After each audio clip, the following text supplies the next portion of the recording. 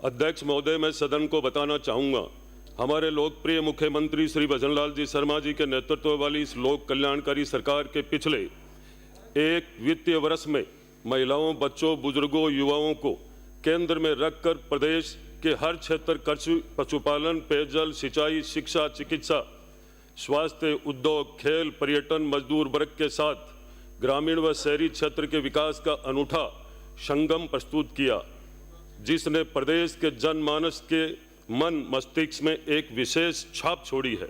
प्रदेश के माननीय मुख्यमंत्री भजनलाल जी के कुशल नेतृत्व में पिछले एक वर्ष में गत सरकार में 5 सालों की भ्रष्टाचार की काली करतूतें, चाहे वो पेपर लीक हो, खनन घोटाला हो, जल जीवन मिशन घोटाला हो, सहित समाज के प्रत्येक तबके के साथ और उसके जनमत के साथ छलपूर्ण व्यवहार किया गया, चाहे वो विद्यार्थी वर्ग हो, चाहे महिलाओं के साथ दुर्व्यवहार हो, इस पर हमारे मुख्यमंत्री जी ने कड़ा रुख अपनाया, लगाम लगाई। साथ ही मैं ये कहना चाहूँगा, कल हमारे इस सत्र में हमारी विपक्ष पार्टी के प्रदेश अध्यक्ष महोदय के द्वारा बीसलपुर से संबंधित 7 करोड़ रुपए के बजरी खनन संबंधित घोटाले का जिक्र सदन में किया गया।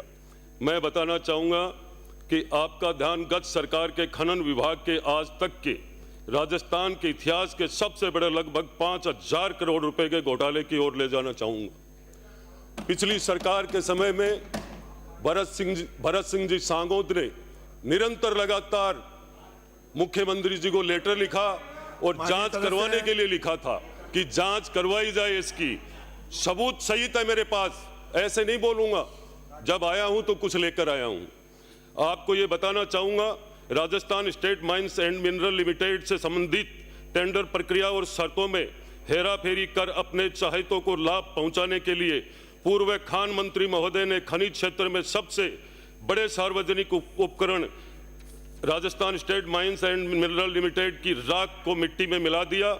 इस बारे में हमारे देश के प्रधानमंत्री जी ने भी एक सार्वजनिक सभा में जिक्र किया था, भाई रे भाया तूने खूब खाया, एक गांव को भी तूने नहीं छोड़ा।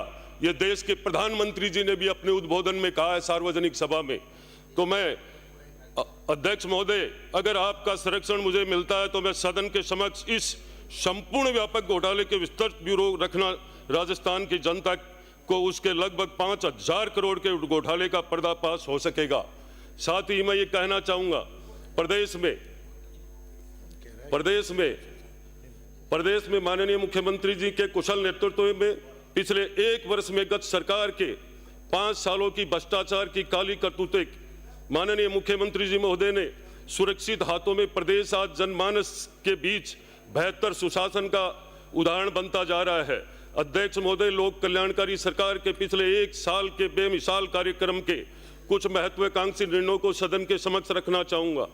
सरकार ने प्रदेश की अर्थव्यवस्था को बेहतर बनाने हेतु $350 बिलियन के उद्देश्य को आत्मसात करते हुए rising Rajasthan global investment summit का सफल आयोजन किया और प्रदेश के लिए दूरगामी सोच रखने वाले हमारे मुख्यमंत्री जी के नेतृत्व में 35 लाख करोड़ के निवेश की बात मजबूत नींव रखी, जिसका सकारात्मक प्रभाव आने वाले वक्त में भर्ती व कौशलपूर्ण माहौल में हमारे युवाओं को रोजगार के नए अवसर मिलेंगे और अवश्य ही प्रदेश के औद्योगिक क्षेत्र के समिट का एक नया अध्याय लिखेगी।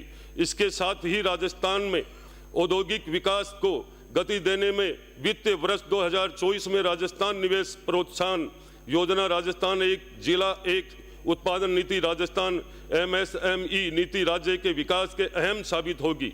अध्यक्ष महोदय, मेरे क्षेत्र में दशकों से राजनीतिक द्वेषता के कारण अटके पड़े महत्वाकांक्षी प्रोजेक्ट यमुना जल समझौता को माननीय मुख्यमंत्री जी व केंद्रीय जल शक्ति मंत्री जी के अथक प्रयासों से डबल इंजन की सरकार ने इस कार्य का MOU करवाकर, जिसके लिए मैं धन्यवाद देता हूं। इस सौगात ने इस क्षेत्र के जनमानस में समृद्धि व खुशहाली के नए युग की शुरुआत कर आधारशिला रखी है। अध्यक्ष महोदय, डबल इंजन की सरकार द्वारा महत्वपूर्ण संचालित है जो इस प्रकार है। PM मोदी जी के केच द रेन कार्यक्रम को कर्म भूमि से मातृभूमि अभियान के रूप में अपनाया, जो भविष्य के लिए राजस्थान में जल सुरक्षा को सुनिश्चित करेगा। पीएम किसान सम्मान निधि की तर्ज पर मुख्यमंत्री सम्मान निधि योजना लागू कर प्रदेश के किसानों को 2000 रुपए के अतिरिक्त देने का प्रावधान किया। प्रधानमंत्री उज्ज्वला योजना की तर्ज पर मुख्यमंत्री रसोई गैस सब्सिडी योजना लागू कर 450 रुपए में घरेलू रसोई गैस सिलेंडर प्रदान कर मुख्यमंत्री जी ने महिला सशक्तिकरण पर व सहयोग में एक वंदनीय पहल की। एक पेड़ मां के नाम प्रधानमंत्री जी ने इस विशाल कार्यक्रम को राजस्थान को हरित राजस्थान के रूप में विकसित करने के दृष्टिकोण से मुख्यमंत्री वृक्षारोपण महाअभियान शुरू किया। इस प्रोजेक्ट के तहत बड़े स्तर पर वृक्षारोपण किया गया। अध्यक्ष महोदय, गत सरकार ने प्रदेश का ऊर्जा क्षेत्र अंधेरे में डूबा रहा। प्रदेश का जन जन इससे वाकिफ है।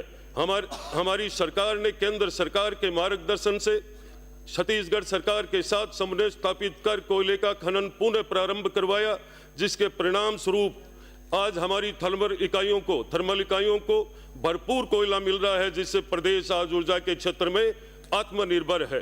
गत सरकार ने जल जीवन मिशन के व्यापक घोटाले में पूरा प्रदेश भर में बदनाम हुआ। अब हमारी सरकार इस स्थिति को सुधारने में जुटी हुई है। अध्यक्ष महोदय, प्रतियोगी परीक्षाओं में पारदर्शिता महत्वपूर्ण विषय है। गत सरकार ने पेपर लीक घोटाला और भ्रष्टाचार में पूरे देश में राजस्थान हंसी मजाक का पात्र बना। हमारी सरकार बनते ही लोकप्रिय मुख्यमंत्री जी के नेतृत्व में एसआईटी गठित कर गत सरकार द्वारा की गई भर्तियों के घोटालों को उजागर कर दोषी व्यक्तियों को जेल में पहुंचाने का महत्वपूर्ण कार्य किया। मुख्यमंत्री जी के नेतृत्व में मात्र एक वित्तीय वर्ष में लगभग 60,000 के करीब नियुक्तियां मिल चुकी है और 2025 वित्तीय वर्ष 81,000 पदों पर भर्तियों को कैलेंडर जारी करना हमारे युवाओं के प्रति सरकार का संवेदनशील कदम है। राजस्थान सरकार के प्रतियोगी परीक्षाओं के लिए युवाओं को रोडवेज बसों में निःशुल्क यात्रा प्रदान कर संबल प्रदान करना, लोकतंत्र सेनानियों के लिए लोकल व एक्सप्रेस बसों में निःशुल्क यात्रा की सुविधाएं देकर इनका मान और सम्मान बढ़ाना। अध्यक्ष महोदय, हमारी सरकार ने खेल के क्षेत्र में खिलाड़ियों के लिए मिशन ओलंपिक 2028 की तैयारी शुरू कर दी है। राज्य में राजस्थान टारगेट ओलंपिक पेडियम स्कीम इसके लिए महत्वपूर्ण साबित होगी। अध्यक्ष महोदय, किसान हित में हमारे लोकप्रिय मुख्यमंत्री जी ने निम्नानुसार प्रयास किया है। गोवंश संरक्षण हेतु गोपालन क्रेडिट कार्ड योजना, मुख्यमंत्री किसान सम्मान निधि, प्रधानमंत्री फसल बीमा योजना के तहत बीमा क्लेम का विवरण व पॉलिसियों का सर्जन, किसानों को उनकी उपज का लाभकारी दाम सुलभ कराने के लिए ई नाम योजना कृषि उपज मंडियों व किसानों के बीच सेतु का काम करेगी। गोवंश संरक्षण के लिए गौशालाओं को अनुदान में 10% बढ़ोतरी की गई। पशुपालकों के लिए पशुधन सबसे बड़ी पूंजी है। पशुपालकों को संबल देने के लिए माननीय मुख्यमंत्री जी ने 400 करोड़ रुपए की मुख्यमंत्री मंगला पशु बीमा योजना शुरू की। अध्यक्ष महोदय, प्रदेश महिला सशक्तिकरण के लिए मैं अब नया अध्याय लिखा जा रहा है। प्रधानमंत्री मातृ वंदना योजना में गर्भवती प्रसूता व धात्री महिलाओं के लिए प्रथम बच्चे के जन्म पर स्वास्थ्य व पोषण सुधार के लिए 5,000 रुपए से राशि बढ़ाकर 6,500 रुपए कर दी। वहीं दिव्यांग गर्भवती महिलाओं के लिए ये राशि